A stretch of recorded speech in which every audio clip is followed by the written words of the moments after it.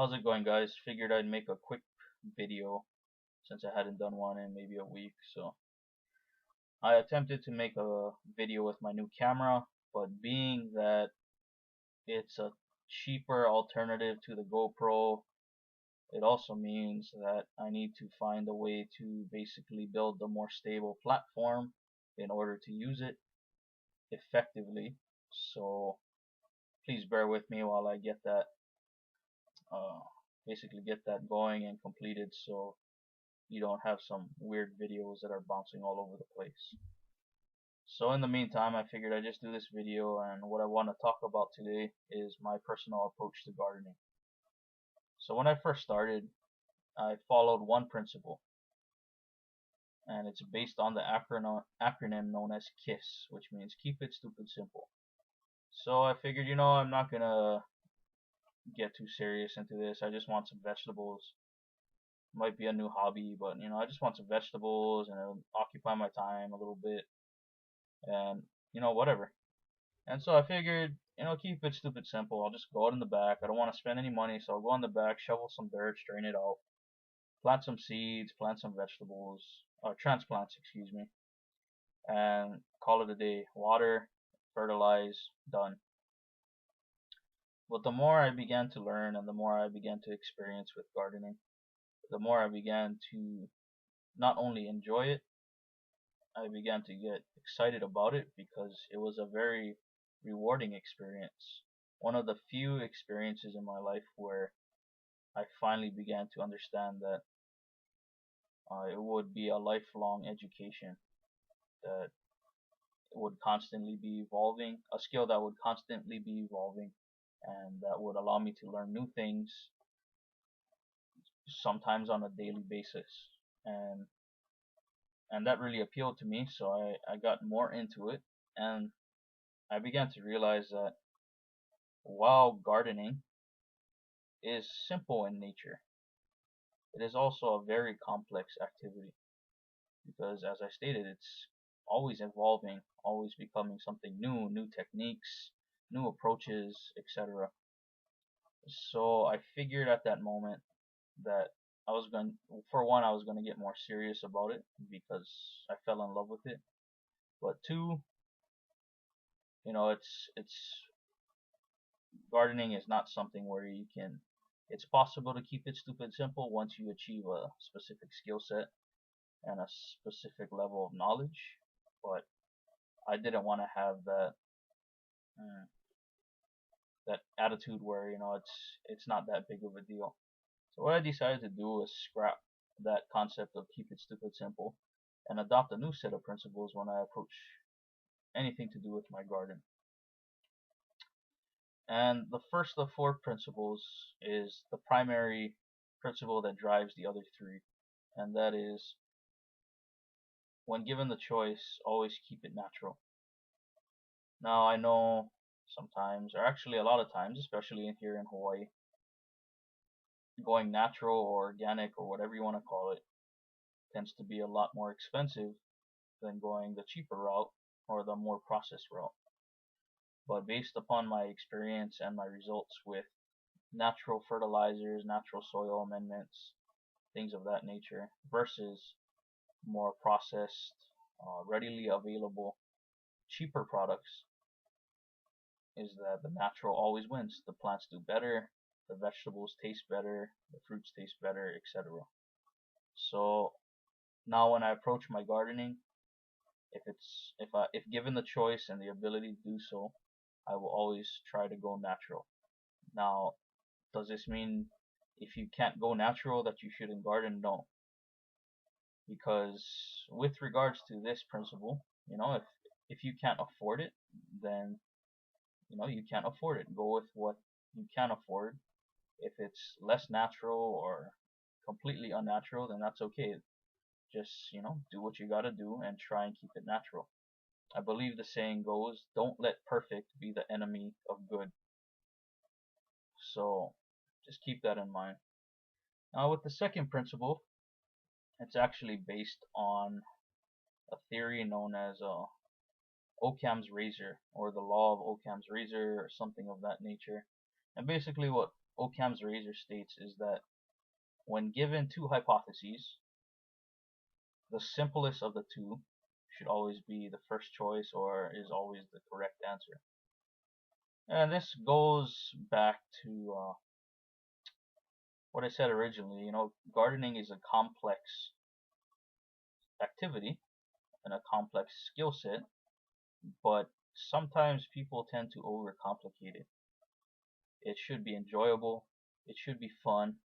Now it's a whole different, uh, I guess, level when you're gardening to survive and it's your primary source of income and whatnot.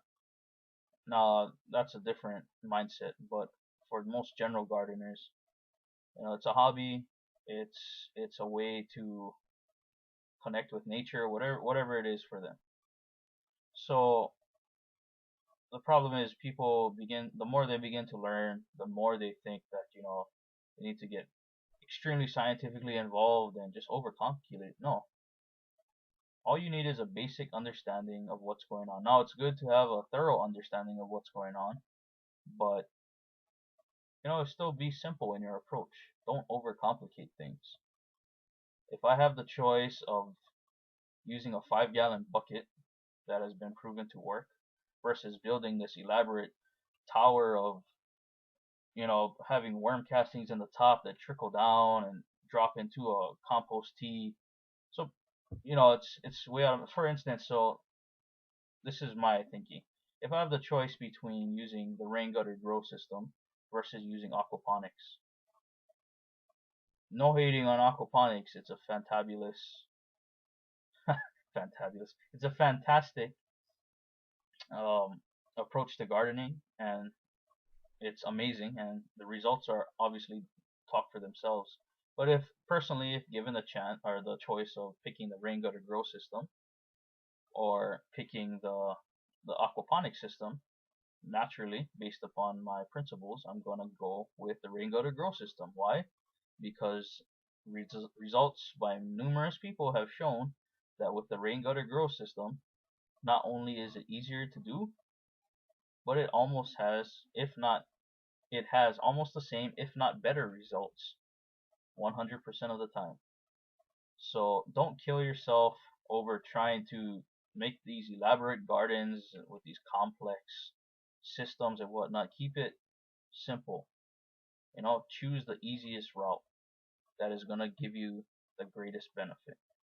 So that's the second principle. The third principle is based on the economic law of diminishing returns.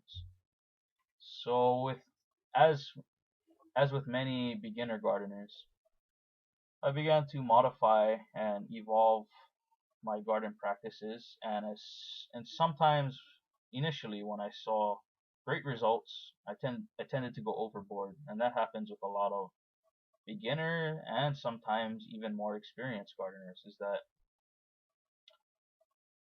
when they see initial results, they tend to think more is better. And the law of diminishing return states that up to a certain point, there's going to be profits or gains. But after that point, if they continue to do more, there's a potential for not only zero gains, but it also can have a negative effect. So a prime example of this is with the bacteria cultures that I'm growing, specifically with the lactic acid bacteria. Now, I've seen amazing results, and especially with my worm bin. My worm bins have been tearing it up whenever I've been using the lactic acid bacteria with my worm food. So initially, I figured, every day I'm gonna spray this on there, just go nuts with it and whatever. But like I said, up to a certain point, it was good, but then I started to notice that my worms were discolored, that something was going on, and I began to do more research, and what I found out was the type of bacteria that is cultured in this lactic acid bacteria is not necessarily the best type. There are two types of lactic acid A and lactic acid D, I believe. And the lactic acid D is actually the stuff that can give you cavities in your mouth. This is the bacteria that is so strong that it can burn holes in your teeth and can survive in things such as vinegar or in acidic environments, really intense acidic environments. So what I'm getting at here is that while initial results tend to excite a lot of people, just go at it slowly. Go at it in steps. Don't go overboard, because if you do too much, doing too little has a negative side effect, but doing too much can have even more profound negative effects as well. So that's the third principle. And the fourth principle I follow is, I tend to say when in Rome. And people get confused when I say that. They say, "Oh, when in Rome, so you want to drink?" I say, "No, when in Rome, do as the Romans do or did."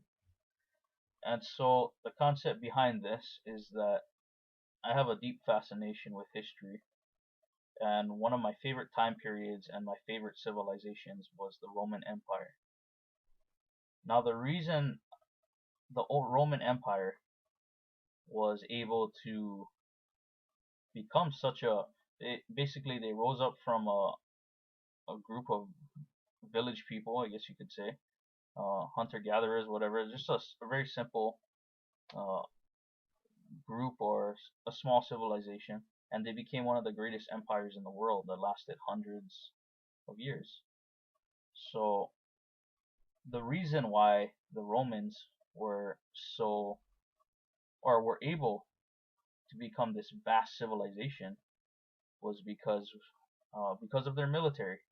And what the military did was, every time it went out and encountered an enemy that basically either laid the smackdown on them or had tactics that they weren't used to, or weapons or strategies, whatever it is, rather than, get their butts kicked and go back home sulking and just continue doing what they're doing, they learned from their enemies and they learned from the various different cultures.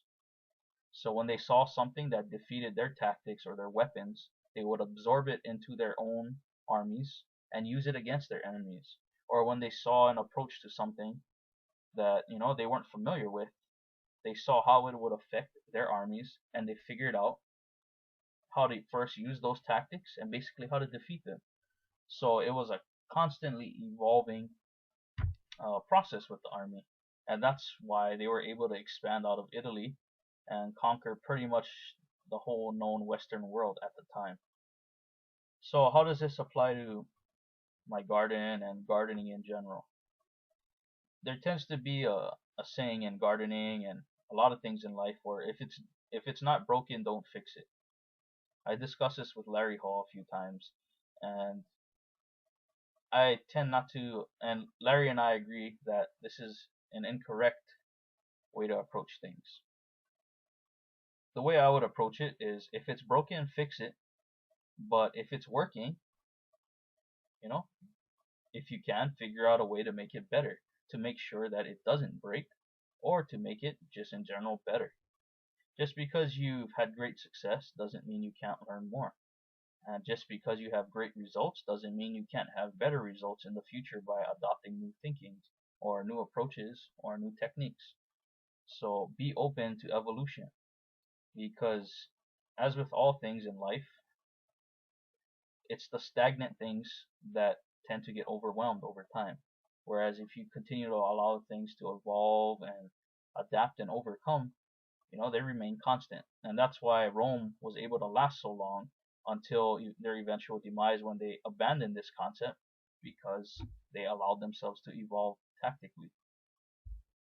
So just keep that in mind. So to recap, the four principles are: if given the choice, always go the natural route.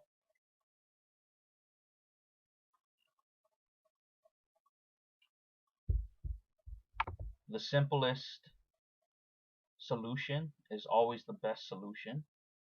When, let me correct that. The simplest solution that produces results is always the best solution to go with. So don't overcomplicate things. Then there is, don't overdo everything, or don't overdo anything. If you're going to increase, do it in periodic steps, but don't overdo it just because you're excited. And finally, always always be open to evolving or changing your always be open to evolving or changing your techniques to become the best gardener you can be. So yeah, guys, I figured I'd just share my approach with you, and hopefully you get something out of it. Don't forget to subscribe and comment below. If you have any questions, feel free to message me and I'll get back to you as soon as possible. Thanks.